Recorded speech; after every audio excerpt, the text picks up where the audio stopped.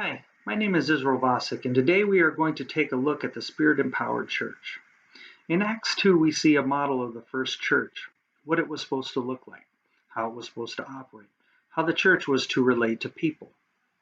In Acts 1:4, we see these words of Jesus: "Don't leave Jerusalem until the Father sends you the gift he promised. As I told you before, John baptized with water, but in just a few days you will be baptized with the Holy Spirit."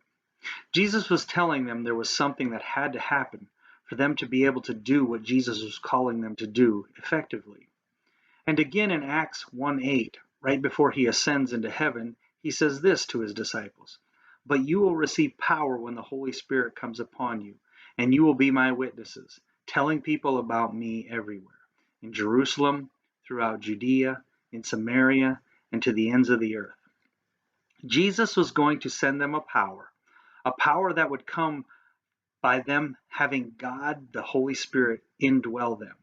And so they waited for that promise for 10 days.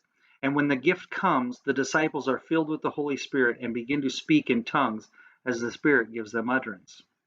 As people outside begin to hear the things the disciples are saying in these unknown languages, they had questions. They said, "How are these men speaking in languages? Are they not all Galilean?" So Peter stands up and begins to explain what is happening and tells the people the gospel of Christ. About 3,000 were added to the church that day. So as we look back on the Acts 2 experience that brought about the first church, we look at what they experienced. And we say that if the church today wants to have that same effect, then the church has to experience that same thing. But there is a process that goes along with the experience of being filled with the Holy Spirit, and it's found in Acts 2, verses 42 through 47, where it says this: "All the believers devoted themselves to the apostles' teaching, and to fellowship, and to sharing meals, including the Lord's Supper, and to prayer. A deep sense of awe came over them all, and the apostles performed many miraculous signs and wonders. And all the believers met together in one place and shared everything they had. They sold their property and possessions and shared the money with those in need. They worshiped together at the temple each day. They met in homes for the Lord's Supper and shared their meal with great joy and generosity, all while praising God and enjoying the goodwill of all the people. And each day the Lord added to their fellowship those who were being saved." In these verses, we see a process that takes people from the experience of the Holy Spirit baptism to the process of becoming disciples of Christ and living out the Great Commission. There are 5 functions that we see the early church doing in helping people move from an experience of being filled with the Holy Spirit to becoming followers and imitators of Christ. We see they are connected. The first step in this process is to connect people with God and then connect them with a group of believers. You see, our connection with God and the Holy Spirit is where the power comes from to bring God into every area of our life, while connecting with like-minded believers creates an atmosphere for relationship building person to person. Secondly, we have to grow. Growth is about discipleship. Growing is asking the question, how do I become more like Jesus in every area of my life? Growth centers on our belief and our behavior, while connection is about the relationship. Third is serve.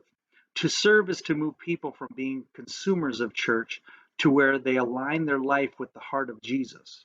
Jesus said, "I did not come to be served, but to serve, and to give my life as a ransom for many." When people serve, they are saying no to themselves and yes to the heart of Jesus. And then it makes the next step in the process easier, which is go. To go is to evangelize. This step in the process of church is to turn the church to focus outward. This component prepares and equips people to share their faith and accept the God-given mission for them and the local church. The last step in the process is worship. Worshiping focuses on intimacy and the reality of the presence of Christ. We worship God when we remember what He has brought us through and when we remember all the times that He has been faithful. This process that is laid out in Acts 2, 42 through 47 works hand in hand with the experience that we see at the beginning of Acts 2. The promise of the Holy Spirit is the power that is needed to walk out the process of living with each other and changing the world around us. As the church today, we need to be careful not to just chase an experience and then forget about the process that he calls us to walk out. Because the process is where the rubber meets the road in our walk with God. Neither can we just rely on walking out the process void of the Holy Spirit in us. It's not one or the other. It takes both the power of the Spirit living in us and the process of walking it out in our life to be the Spirit empowered church that God has called us to be in these final days.